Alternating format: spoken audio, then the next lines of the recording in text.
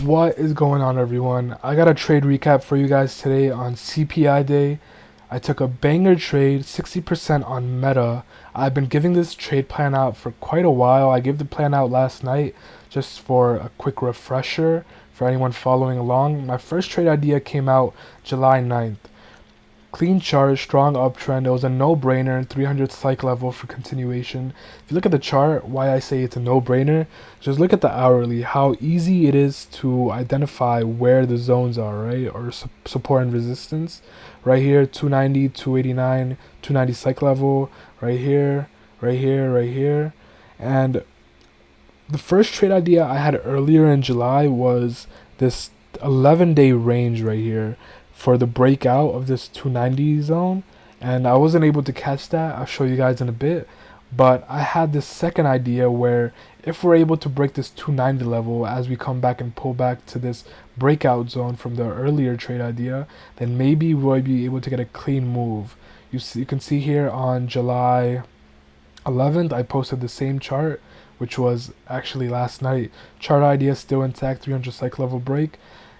The chart even looked even better than it did the earlier post, right? We had this cup shape coming in, banging on this 300 level, ready to break. And then comes today, CPI day. We had cooler than expected CPI levels, and a lot of stocks did gap up, but Meta gave us a moderate gap up where we're able to still get an entry.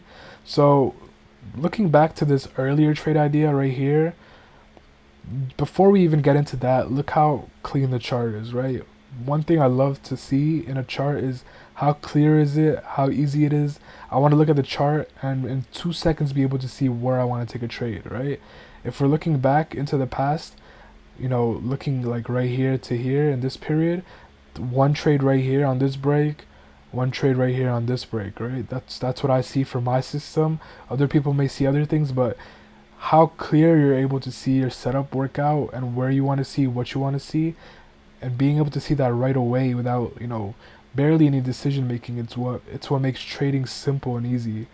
So before we get into today's trade, I want to go into why I wasn't able to catch this move, right? We had 11 days in a range and the move happened without me, and this kind of held a little bit of influence on today's decision on how I took my entries to kind of catch a move that it's a higher time frame approved and I wanted to get in.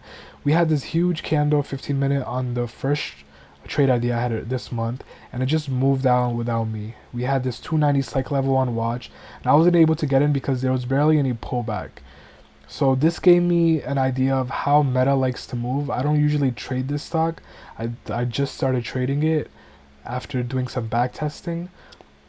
So coming into today, 290 psych level break, CPI cooler than expected, moderate gap up. We come back down and retest this breakout area on the 290 zone.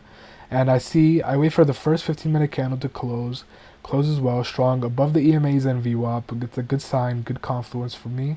And then I wait for the second candle to close, but before it closes, I take a entry 5 minutes before the close just in case it goes without me and we don't get any pullbacks.